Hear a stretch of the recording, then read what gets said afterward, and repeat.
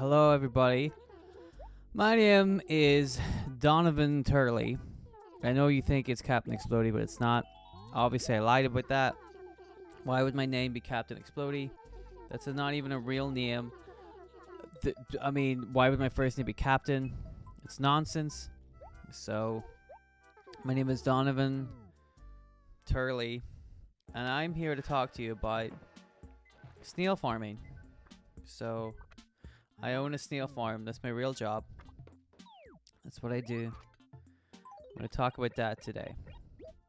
A special offer there in a stunning cabana lamp. As always, we have a wide variety of other items as well. Why not stop by? Alright, well, we'll see about that, Tom Nook. We will. But, really, I wanted to talk to you guys today about snail farming. You know, I own a snail farm. And I thought this would be a really good time to talk about that, to promote that, to raise awareness of snail farming, because I don't think that people really give it the time of day. I think that people think it's not a real profession, which I dispute, or that it's silly and nonsensical, which I dispute. I think that it has lots of importance. And I want to try and explain some of the stigma about snail farming to everybody. So that's what I'm going to do today, in the most logical way that I can, which is while I'm playing Animal Crossing. So we're going to do that. I'm also really quick going to buy some items so that I have enough what do you call them? Raffle tickets. So I have enough raffle tickets. I have 6 raffle tickets, so I'm going to try and get 10 raffle tickets, and then I don't have to worry about it for a long time, you know, because last month I screwed up the raffle tickets, so we're not going to do that. We're gonna just we're gonna get the raffle tickets, okay? We're going to get the raffle tickets. But other than that, I want to talk to you about snail farming. All right, I thought that, you know, whenever you're as privileged as I am to have an incredible multi-million-dollar YouTube show that everybody loves and is critically acclaimed and has won 6 Emmys or Oscars or Tony Award, it won 6 somethings. Raspberries, I don't know, it won something, right? Very incredibly successful, worldwide phenomenon. Animal Crossing every day. I thought, this is, you know, I need to use my platform for good. I need to do something with it. I need to, you know what I mean? I need to change the world. And so, with the climate crisis coming in, energy prices are in trouble. We're gonna need something else to work with that's low energy, low cost, but it can also be beneficial for the human race. And that's why I started my snail farm. And I started a while ago. And I think that maybe if other people have snail farms as well, things could change. And I'm going to try and explain snail farming and the benefits of a snail farm to everybody. So, first of all, it's not just like a land, a field that I plow and plant snails into. That is incorrect. That's not what a snail farm is. You're thinking of like a traditional farm where people would grow crops. Snails are not crops. I don't know how many times people have come to me and said, you just plant the snails? No, I don't. That's not what happens. That's a ridiculous thing. And I think people know that it's ridiculous, but it's a common question. I get it a lot, and I wish people would stop talking about it. But regardless, so there's Mitzi. Hello, Mitzi. How are you? Let's see what Mitzi has to say. And then I'll continue to talk about snail farming, because that's what I do. Glad to see. Would you take this kitty chair? Okay. It's mine now. It's mine. House is full, so I was going to dump it. Cool. Great story, Mitzi. Nice and environmental there. Good. It's a good message, you know.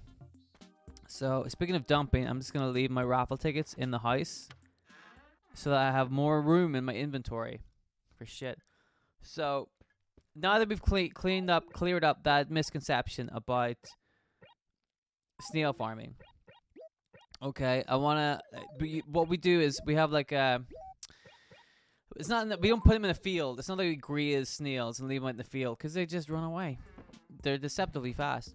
No, what we do is we have like a structure, a kind of not quite a barn, but some kind of structure that we keep the snails in. We raise them in there. So we can control the climate. We can control what they eat. It's really, you know, a good way to work. It doesn't take up a whole lot of room on your farm. So like something like beekeeping, you can't just like, you know, build a little thing at the back, but you can make a relatively small area yourself, like a little garden shed. You could turn into a snail farm if you wanted to. Now, you have to be careful with what you feed them, what the temperature is. But you can grow. So we have been growing these big fat, big old snails. Down in my house, we have a big old snail farm. Like these are some big fat snails, right? So the second question is usually, what do you do with the snails? Everybody, I think, assumes that we just sell them to French restaurants to eat, because French people, God love them, love eating snails. I don't get it. I like, you know, every day I go out to the snail bar and I look at these big fat snails and I go, I wouldn't want any of these pricks near my gullet. I don't want that at all. That sounds horrible. Look at them, big slimy bastards. I don't want them anywhere near my mouth or my stomach. I don't want them crawling around my stomach. But the French people, they love it. And people who like French cuisine, they love snails. So people assume that the reason you have a snail farm is to just sell all of your snails to the French restaurants. That's not quite true. We do make some revenue from selling snails to French restaurants. It's true. However, I feel like there's not a whole lot of French restaurants around for that to be a viable economic way for you to make a living. You have to do other stuff with the snails, and we do. We figured out a lot of other things you can do. For example, you can harvest the slime, the snail slime, right? So what we do is we have a contraption that's kind of like a little hamster wheel. It's like a circle, like a big kind of circle, right?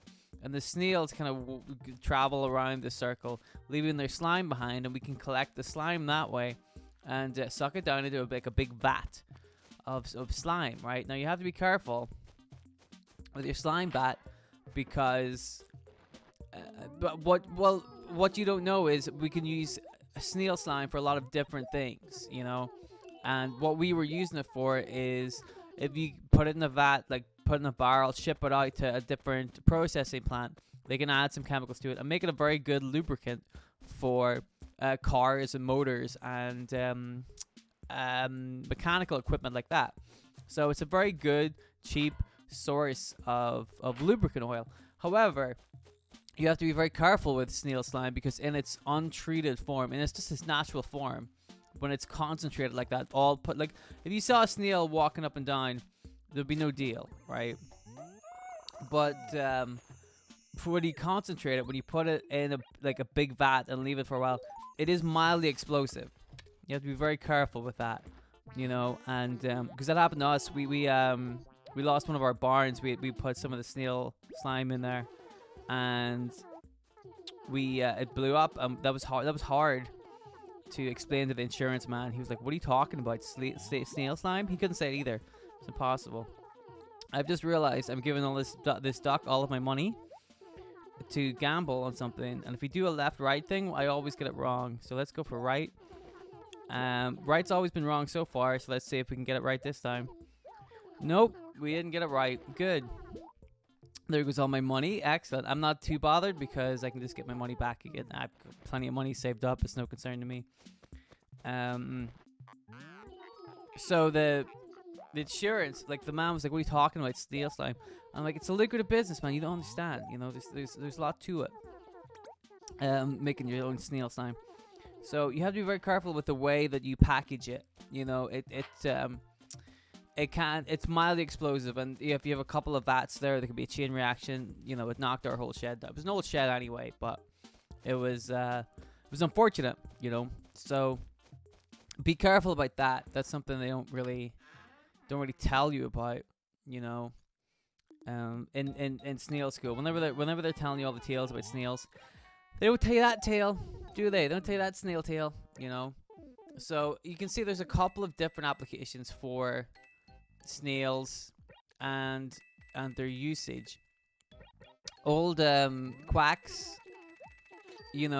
witch doctors, they like using snails as a visual element. They put that in their stew. People think of, like the way they use leeches and stuff. Some people use snails like that. They're like, let the snail crawl all over you. It's fine, and it's like a placebo effect. So, but then again, quackery and those old kind of witch doctors, they've also fallen out of favor somewhat. So we don't really make a whole lot of money from selling our snails to those guys, But there's a surprisingly a large amount of stuff you can do with snails, like I said, you can eat them. It's a mild explosive, and the lubricant, it's I wouldn't advise drinking it. It's not good, and I wouldn't advise eating the snails the way they are. I just you have to. I don't know how the French do it, but they do something specific with it. But there's some other stuff we do with snails. I feel like it's one of those things where you're like, you get them together, you figure it out, and you'll soon find that snail farming is for you. It's more viable than you would suspect.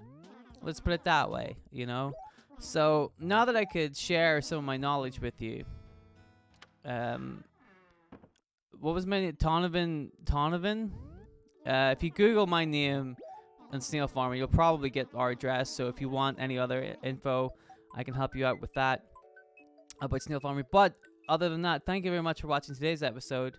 Hopefully it was educational, and I'll see you guys tomorrow for more Animal Crossing. So good luck with your snail farm.